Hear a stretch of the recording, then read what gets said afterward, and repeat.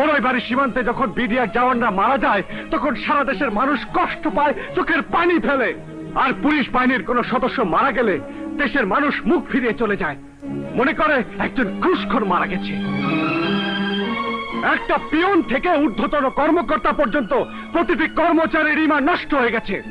সবাই দুর্নীতি পরায়ণ, ঘুষ ছাড়া কোনো ফাইল এখন 1 ইঞ্চিও নড়ে না। মহল্লায় সন্ত্রাস চলছে, রাস্তায় সন্ত্রাস চলছে, গোটা দেশ আর সন্ত্রাসে ভরে গেছে। কল তুললে পানি থাকে না, চুলায় গ্যাস থাকে না, বিদ্যুতে আলো থাকে না। কেন হচ্ছে সব? কেন বলতে পারেন? প্রশাসন পরিচালনায় আপনারা ব্যর্থ হয়েছেন বলে আর জনগণের এত দুর্দশা।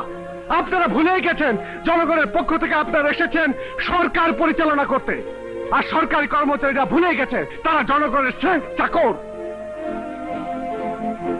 এই যে এখানে পুলিশের একজন ঊর্ধ্বতন কর্মকর্তা বসে আছেন, রাস্তায় ওনাদের আচরণ দেখলে মনে হয় ওনারাও জনগণের শাসক।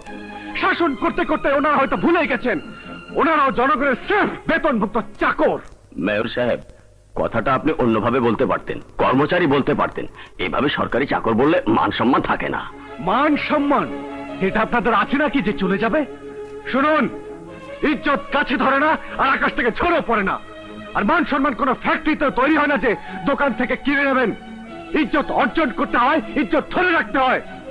বছরের পর বছর ধরে দেশের মানুষের কাছে কি ইজ্জত পেয়েছেন আপনারা? সব খুশ করে।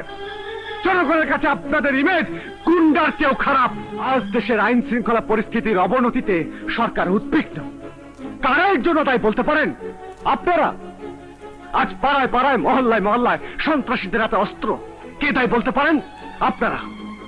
ছাত্ররা আজ বই ফেলে অস্ত্র নিয়ে ঘুরছে, শহরে লেখাপড়া শিখতে এসে সন্ত্রাসীতে পরিণত হচ্ছে কার জন্য? এই আপনাদের ব্যর্থতার জন্য। দেশে একের পর এক খুন হচ্ছে, মা বোনেরা ধর্ষিত হচ্ছে, এর জন্য কে দায়ী? আপনারা। মানুষ আপনাদের কাছে ছুটে যায় বিচার পাবার আশায়, আর আপনারা দ্রুত ছুটে গিয়ে অপরাধীকে না ধরে উল্টো সাধারণ মানুষকে হয়রানি করেন।